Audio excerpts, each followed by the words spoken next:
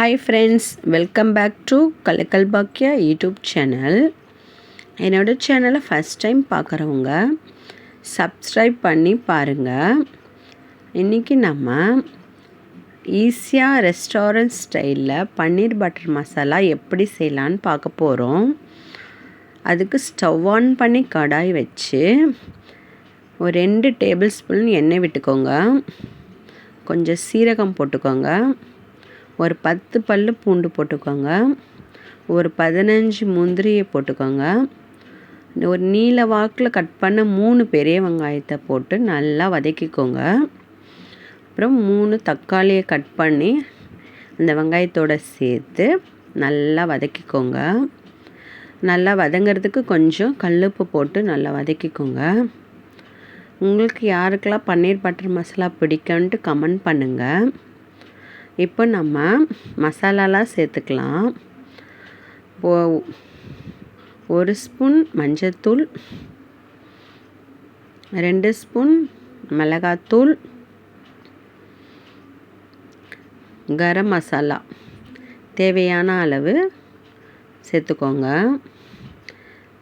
எல்லா மசாலாவையும் நல்லா எண்ணெயிலேயே வதக்கிக்கோங்க. பச்சை வாசம் போகிற வரைக்கும் வதக்கிட்டு ஆற விட்டு ஒரு மிக்ஸி ஜாரில் சேர்த்துக்கோங்க. நல்லா நைஸாக அரைச்சிக்கோங்க. கொரகொரப்பாக இருக்கக்கூடாது. நைஸாக மசாலாவை அரைச்சிட்டு திரும்பவும் ஸ்டவ் ஆன் பண்ணி ஒரு கடாய் வச்சுட்டு கொஞ்சம் நெய் விட்டுக்கோங்க. இந்த தாளிக்கும் போது நெய் விடும்போது நல்லா இந்த பன்னீர் பட்டர் மசாலா வாசனையாக இருக்கும். இப்போ காரத்துக்கு ஏற்ற மாதிரி ஒரு 3 பச்சை மிளகாவை இந்த நெய்யில் வதக்கிக்கோங்க. பொடியாக கட் பண்ண ஒரு வெங்காயம் அதையும் நல்லா இந்த பச்சை மிளகாவோட சேர்த்து வதக்கிக்கோங்க.